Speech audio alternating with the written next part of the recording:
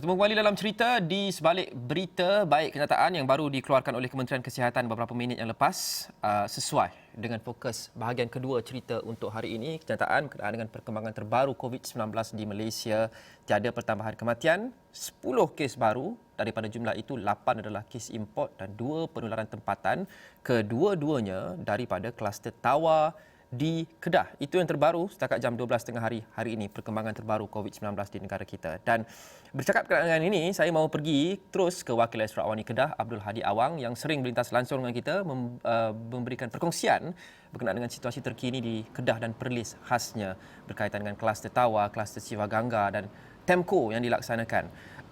Difahamkan tadi, Perintah Kawalan Pergerakan diperketatkan bersasar ataupun Temco yang sebelum ini dilaksanakan di Kuala Sanglang. Tapi kerana Kuala Sanglang tu ada dua tempat, dia berada di sempadan. Kuala Sanglang di Perlis dan Kuala Sanglang di Kedah.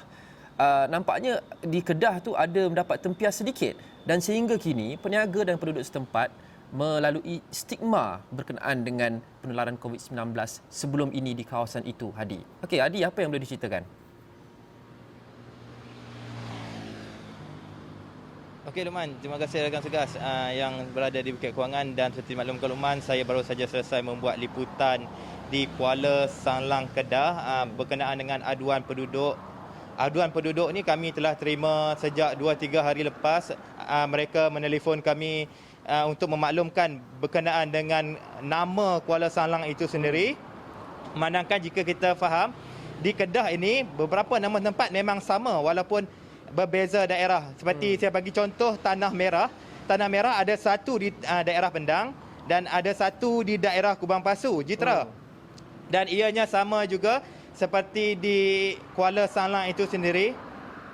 Memandangkan Kuala Sanglang sebelum ini dilaksanakan Perintah Kawalan Pergerakan secara pentadbiran iaitu Temco. Dan itu dilaksanakan di negeri Perlis, 1 kilometer ataupun kurang 5 kilometer daripada kawasan Kuala Sanglang Kedah. Dan perkara terbabit sudah pastinya menjejaskan penduduk di Kedah, memandangkan mereka ataupun orang ramai salah faham mengenai apa itu Temco yang diadakan di Kuala Sanglang. Mereka menyangka diadakan Temco di Kuala Sanglang Kedah, tapi Temco sebenar adalah diadakan di Kuala Sanglang Perlis itu sendiri, Luqman. Okey, Adi, difahamkan Adi juga ada menemu bual beberapa penduduk khasnya peniaga yang terjejas dengan stigma ini kerana mereka fikirkan bahawa Kuala Sanglang di Kedah juga ada dikenakan Temco dan mereka mengandaikan bahawa penularan COVID-19 di Kuala Sanglang Kedah juga agak serius. Jadi mereka takut, dan difahamkan Hadi ada bersiar-siar di kawasan itu untuk mendapatkan sedikit pengkongsian daripada peniaga tempatan di situ bagaimana perniagaan mereka terkesan. Apa yang mereka katakan kepada Hadi? Okey Luqman, menurut mereka, apa yang mereka katakan kepada saya sebentar tadi, pagi tadi, adalah mengenai keuntungan ataupun pendapatan yang diraih hampir kosong sejak 2 minggu lalu, memandangkan ketika itu pelaksanaan Temco dilaksanakan di Perlis. Namun orang menyangka pelaksanaan Temco di Kedah tidak berani melalui ataupun masuk ke kedai makan yang diadakan di Kuala Sanglang Kedah itu sendiri. Dan jelas mereka, jika modal mereka keluarkan sehari RM100, pulangan kosong, lebih baik mereka menutup kedai daripada tidak beroperasi terus. Dan jelas mereka, kerajaan negeri ataupun pihak berwajib sepatutnya mengeluarkan satu kenyataan rasmi mengenai apa status sebenar yang berlaku di Kuala Sanglang Kedah itu. Dan kita dengarkan dahulu apa yang dikatakan penduduk ataupun peniaga kedai makan di Kuala Sanglang. Sebelum Temco, alhamdulillah perniagaan ke dapat sambutan lah daripada orang-orang luar. Lepas tu selepas tu bila pendengar COVID ni apa semua, akak cuti juga 1 minggu. Selepas 1 minggu tu akak nak cuba juga buka 2 hari. Lepas tu buka 2 hari tak ada sambutan langsung. Mana macam orang tak berani main lah Kuala Sanglang. Lepas tu ambil keputusan tutup terus je lah sehinggalah ke hari ini. Dan itu apa yang dikatakan peniaga kedai makan. Dan satu lagi pihak yang terkesan, memandangkan penduduk di Kuala Sanglang ini, kebanyakan mereka adalah nelayan ataupun peniaga-peniaga runcit sendiri. Dan nelayan menjelaskan mereka terjejas seminggu hampir RM3,000.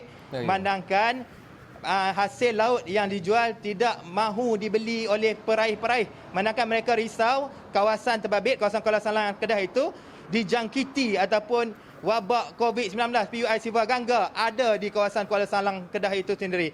Dan jelas mereka juga terpaksa merayu kepada pembeli-pembeli dan terpaksa menurunkan daripada harga RM7 terpaksa menurunkan ke RM1, terpaksa menurunkan ke 50 sen sekilogram ikan kembung itu sendiri bagi mendapatkan pendapatan ataupun modal yang mereka keluarkan itu sendiri.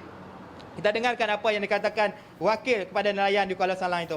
Okey Hadi, maaf kita ada sedikit masalah untuk mainkan klip audio yang itu, tapi cerita itu agak menarik berkenaan dengan nelayan itu. Apa kegiatan ekonomi yang dilakukan di kawasan Kuala Salang itu? Kerana mereka ini pengusaha kedai restoran, nelayan, nampaknya seperti skill set mereka, kemahiran mereka memang sudah terfokus ke arah bidang-bidang itu. Ada sebarang backup plan oleh golongan-golongan ini sekiranya situasi sebegini berkekalan untuk berbulan ataupun bertahun, malah setahun akan datang? Orang ramai takut untuk kembali ke kawasan itu. Ya, Luqman, tadi saya ada tanyakan kepada nelayan-nelayan setempat mengenai apa yang dibuat kepada ikan-ikan yang diperoleh. Memandangkan seminggu kadang-kadang 4,000 kilogram ikan yang mereka peroleh dan hanya dijual tidak sampai 100 kilogram sepanjang tempoh ini. Mereka menjelaskan antara inisiatif yang diambil adalah mengeringkan ikan terbabit dan menjual secara kering. Ikan secara kering. Memandangkan jualan secara itu lebih praktikal ataupun untuk digunakan dengan jangka masa yang lebih lama. Dan bagi ikan-ikan yang mudah busuk, apa yang dilakukan mereka adalah mereka menjualnya dengan harga yang murah sebaik mungkin untuk hari terbabit. Memandangkan ikan tersebut akan dibuang pada hari seterusnya dan tidak akan memperoleh sebarang hasil. Dan melalui plan jangka panjang, mereka menjelaskan ada yang antara mereka cuba menjual secara atas talian melalui online, di Facebook, WhatsApp dan sebagainya untuk mendapatkan pendapatan yang lebih banyak berbanding hari-hari biasa sepanjang 2 minggu. Langsung tiada pendapatan, Luqman. Apa hasilnya langkah-langkah inovatif yang mereka ambil itu, menjual ikan secara kering, jual online? Adakah mereka dapat menyamai pendapatan yang mereka boleh jana selama ini?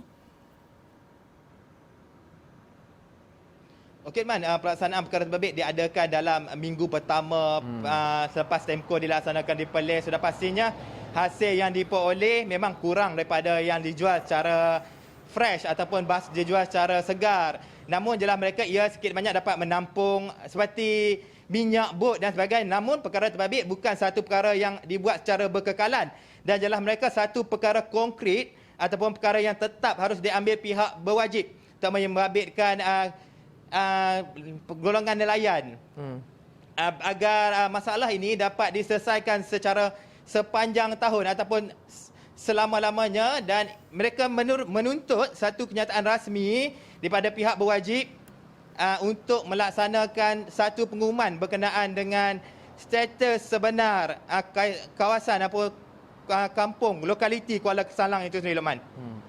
Apa kemungkinan, Hadi, penduduk setempat ini boleh mempelajari kemahiran baru? Kerana kita faham bagi sesetengah kelompok masyarakat khasnya yang lebih berumur dan mereka sudah bagi contoh jadi nelayan seumur hidup mereka, pada usia 50 tahun lebih, 60 tahun mereka sukar untuk belajar kemahiran baru.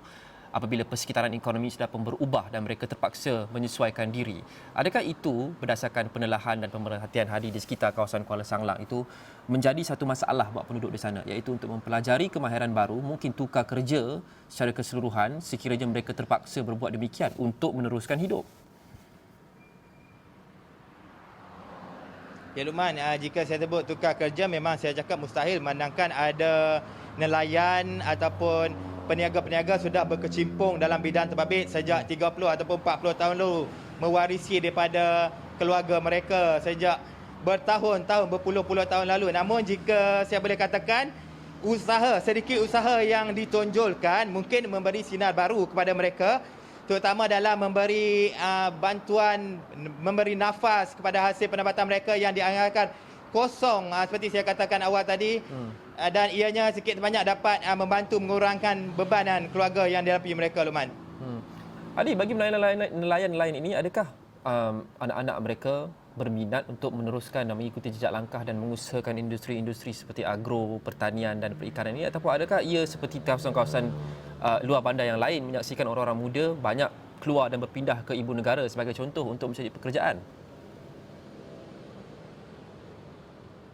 Ya, Luqman, jika kawasan Kuala Salang itu kebanyakan orang muda, saya lihat nelayan itu hanya daripada 10 orang, golongan yang bawah 30 tahun, Luqman, hanyalah sekitar 2-3 orang saja berbanding anak-anak muda lain mungkin menyambung pelajaran ke peringkat yang lebih tinggi untuk mungkin merubah nasib keluarga mereka yang berada di Kuala Salang itu sendiri, Luqman. Okey, terima kasih Abdul Hadi Awang, Wakil Astro Awani Kedah memberikan perkongsian berkenaan dengan perkembangan terkini penularan COVID-19 di kawasan Kuala Sanglang di Kedah dan juga stigma dan dilema yang dihadapi oleh penduduk di bahagian Kedah kerana Kuala Sanglang ini terletaknya di sempadan dengan Perlis dan kekeliruan berkenaan dengan kawasan mana yang menghadapi penularan COVID-19 sebelum ini menyebabkan kedua-duanya ataupun Kuala Sanglang di sebelah Kedah juga terasa tempiasnya sekaligus menjejaskan punca pendapatan mereka. Apabila orang ramai sudah takut untuk kembali ke restoran dan kedai makan di kawasan itu. Orang ramai takut untuk membeli hasil laut dan makanan yang dikeluarkan oleh penduduk setempat di situ yang begitu penting untuk mereka sebagai punca pendapatan kerana mereka tiada pilihan lain untuk menyara kehidupan mereka. Dan Hadi Awang sudah tentu akan terus memberikan laporan yang lebih komprehensif setiap hari berkenaan dengan liputan terkini COVID-19 di Kedah dan juga di Perlis. Anda boleh ikuti di dalam bulletin-bulletin kami setiap hari sepanjang hari termasuk Awani 7.45 malam ini kita lihat kepada keluhan-keluhan penduduk bukan saja di kawasan bandar tetapi di luar bandar, bukan saja kawasan yang bakal menghadapi pilihan raya tetapi kawasan yang melalui tempoh yang biasa. Kerana keluhan rakyat Malaysia ini di mana-mana saja sama pentingnya. Itu saja untuk cerita untuk hari ini. Terima kasih kerana menonton. Saya Luqman Haris. Anda boleh dapati episod ini secara atas talian di YouTube Astro Awani dan juga di astroawani.com. Kita jumpa lagi insya-Allah. Terima kasih kerana menonton. Assalamualaikum dan salam hormat.